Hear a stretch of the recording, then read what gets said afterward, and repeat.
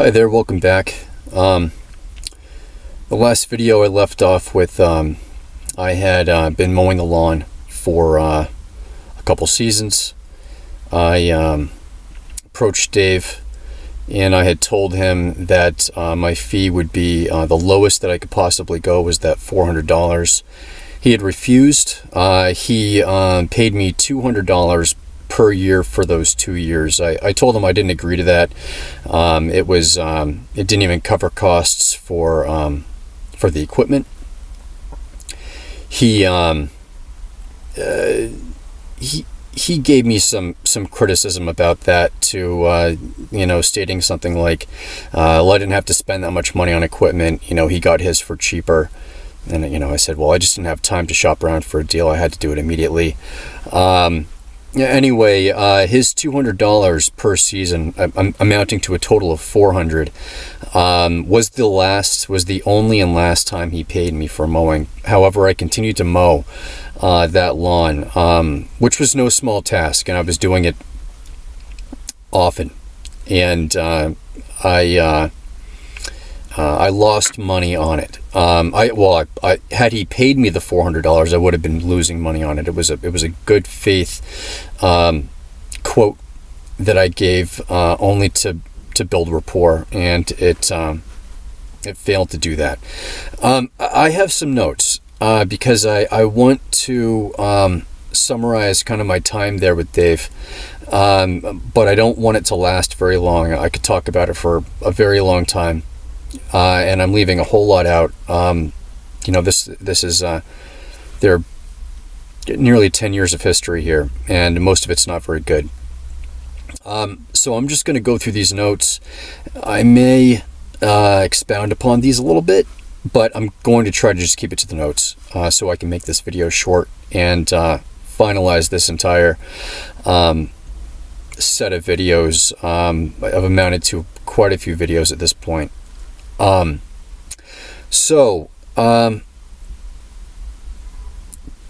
tried to keep this in chronological order, but it's been a long time, so I may have stepped out of order here or there. When I first arrived there, Dave had told me, he and I were on good terms at this point at the very beginning. He had said that he liked the building and he was considering buying it. Now, I had spoken with the landlord. Her name was Myra.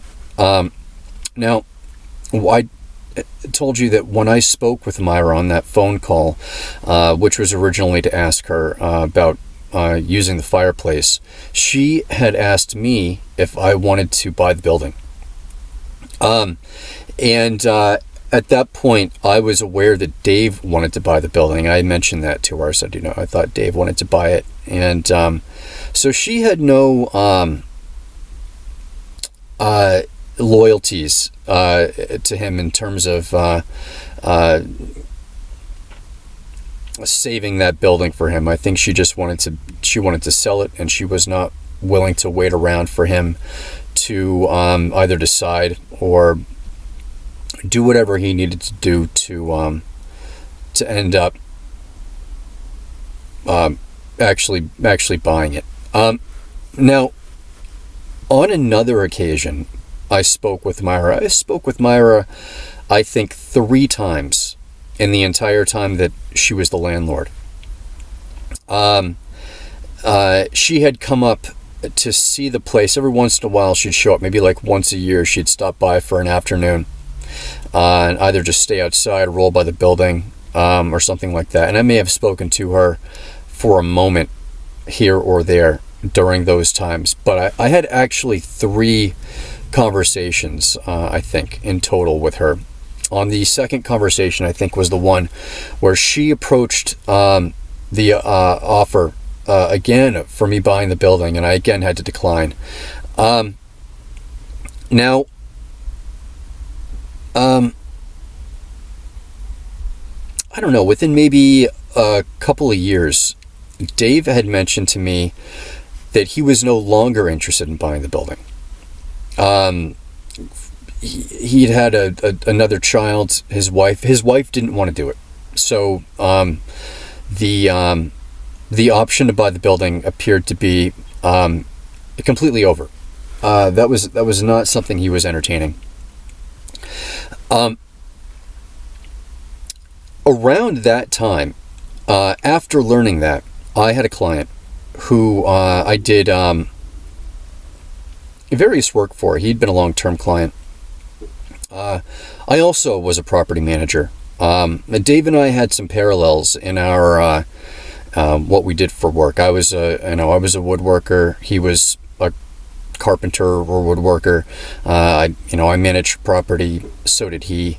I did a lot of other things. I think I branched out more than he did. But that client of mine had mentioned to me he wanted to buy another property in the Portland area. And so I had told him that the situation with my property, that my landlord had been seemingly interested in selling it for quite some time. And I asked him if he wanted to come take a look at it. He did. He took a look at it and he was interested. So I put them in touch with each other, which I thought was it's just beneficial to both parties. I stood nothing to gain. I could have asked for closing costs, I suppose, like 6%, something like a realtor would. I simply put them in touch with each other and stepped back. My client kept me abreast of the negotiations, and things were going well. There was a bit of haggling on the last $10,000. He conceded to all of her demands. The deal was seemingly going to go through. Until one point where my client had phoned her up. He had a question or something. And on that phone call, she, according to him, was very nasty. Get all the details, but the phone call was abrupt, and that's where the deal ended. They never spoke to each other again. Now, the reason I mention this is because very shortly after that point, I noticed Dave's behavior to be markedly more aggressive with me. And I had a feeling that he caught wind of this potential deal going through with my client and Myra, the landlord, and perhaps was angered by that. However, I never would have put my client in touch with the landlord had I not been told expressly by Dave that he was not, even though I didn't like Dave at this point anymore, I still wouldn't have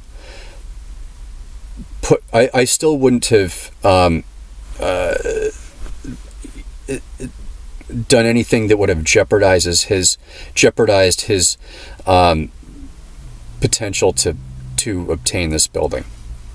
But I did see a difference in his behavior toward me. Whether that was coincidental or actually a result of this, and he harbored some resentment because he caught wind of it, I do not know. There was a gutter that there was a porch, our front porch. The building was very old, and the porch when I moved in was in a state of extreme disrepair. It looked like it had needed to be rebuilt 10 or 20 years before I'd moved in. It was dilapidated. I had a roommate that had fallen. There was a loose board as you stepped off of the porch onto the first step. And she had hurt herself pretty significantly, hurt her back pretty badly. And there was a gutter that, there was a lack of a gutter. There was no gutter over the front steps on that porch. And I mentioned a few times this was a problem, and I really wanted a gutter there because at some point someone was going to slip. At some point, either because of water or ice accumulating there, someone was going to slip and fall. I was told the answer was no. I think the reason was he didn't want to spend the money.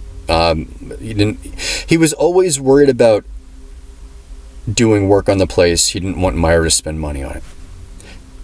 This is a landlord's job the bare minimum, you make sure your place is safe. And our place was, I used to joke with people if they were had never been to my apartment before, and I gave them directions. I said, if you end up thinking you may have passed the place, go down the block again and just look for the building in most disrepair. That's our building, because it was the truth. By a large margin, our building was the worst looking building externally. I kept the inside nice for the first few years I was there.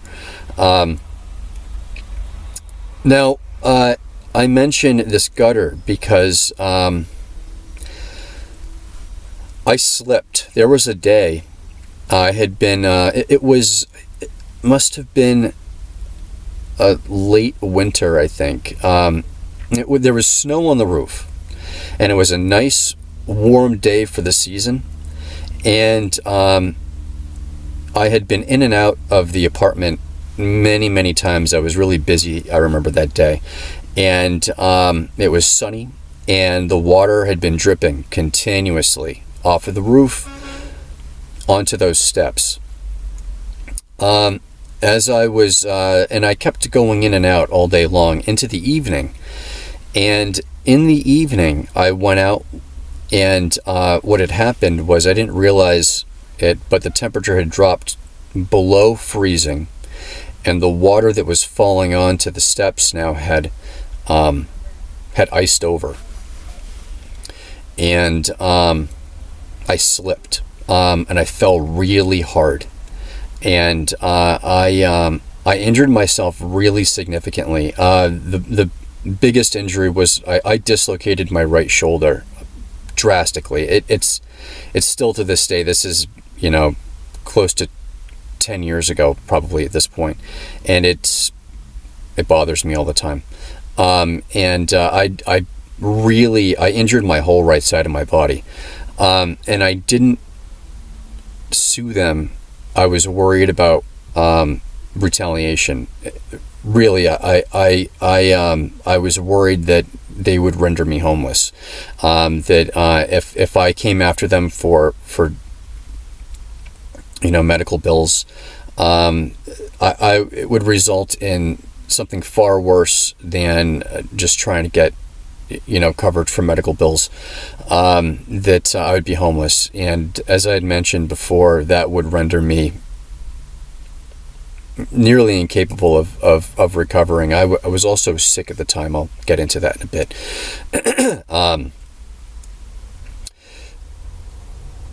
There was another, I know I said I'd stick to the notes, and I am, but I need to elaborate on a couple of things here. This particular point, I lost some roommates due to Dave. Some that simply didn't like him, or also some due to his inaction of producing a rent renewal, a lease renewal, just because he wasn't getting around to it. He was dragging his feet. He was the result also of losing a lot of other tenants upstairs. They just didn't like him. Two roommates of mine that moved out, I had to find a replacement for those guys, and two replacements for those guys. And I found two replacements, and I asked Dave to give me a lease for them to sign, and he stepped in between doing that And what he did was he said, I want to run a background check. This is something he'd never done before, and I didn't want him to. I don't, I rely on my vetting process, which is, will have spoken with these people on via email, usually multiple times before even setting up an appointment. That gives me some insight to their character. Then the appointment, I would usually spend 45 minutes or an hour with each individual. That would entail touring them through the apartment, and we would usually, it would evolve into a discussion of some sort, and I liked that. I mean, it was very time consuming, but it was a way to get an idea of potential compatibility with these people, and some insight into their character, albeit over a very short period of time. That's what I really relied on. I don't rely on background checks. I never have, and but he insisted that he background check both of these people. And so what I said to him was, okay, well, we're approaching the end of the month here, and these people want to sign a lease. A background check is going to prolong that. There's a possibility that one or both of them could find something else in between the time that you do this background check, and they might take something. They may go with another option. They want this place. I need you to lock them in, pending a background check, but either have them sign the lease with the caveat that if their background check doesn't result satisfactorily, or have them sign some kind of just draft up some binding document that they will sign the lease once their background check is finalized.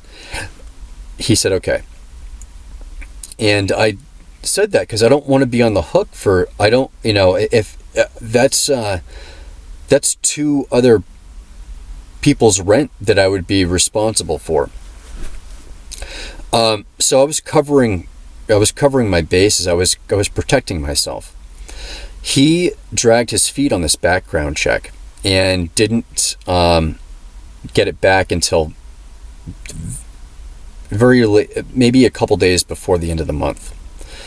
I received a phone call from him, and during that phone call, he said one of them backed out, and I'd have to pay her rent because it was too late for me to find another roommate. There was only 2 days. There's no way I could find another roommate in 2 days. And I said, well, what you were? I asked why she backed out. He said he didn't know. He didn't care. And I said, well, I told you to make sure that they either signed the lease or signed a document essentially stating that they would sign the lease if their background check was satisfactory. And he said I didn't. He said I didn't do that. And he said, and if you don't pay the rent, I'm going to have Myra kick you out. So that's when I knew that I couldn't. He was not trustworthy. I knew that he lacked character and integrity. But that's when I knew that that extortion tactics were something he was also not above using. So I felt obligated to do a lot of things around there that I normally wouldn't do, for fear of retaliation from him. And this was something that lasted throughout my entire stay there. It was stressful, and I lost a lot of money because of it, and I continued paying mowing that lawn. In the end, many thousands of dollars that they owed me for mowing that lawn. He used my things. He had no no regard or respect for my personal space and the fact that my things were my own, and he needed to at least ask permission if he wanted to use them. And he used expensive things, and he damaged them, and he was not respectful of them. I had to keep my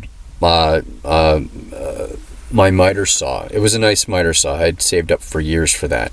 It was a dual compound sliding miter saw. He had used that for an entire project down in the basement where he cut up PVC for the sewage.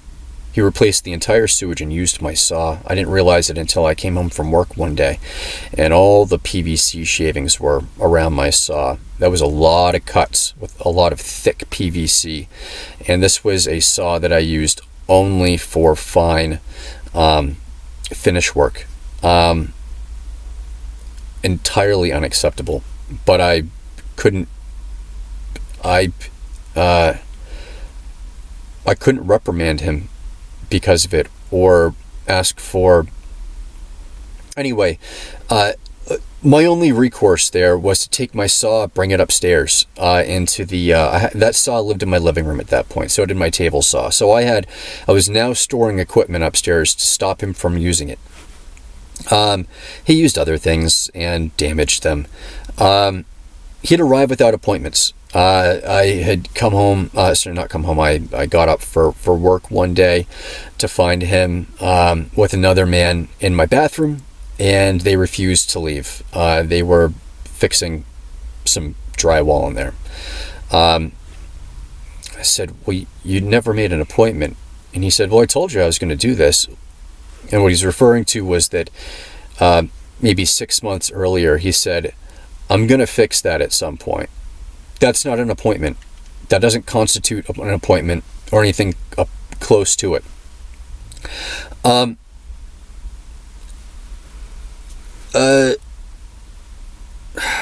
van crashed into my porch a few years into living there.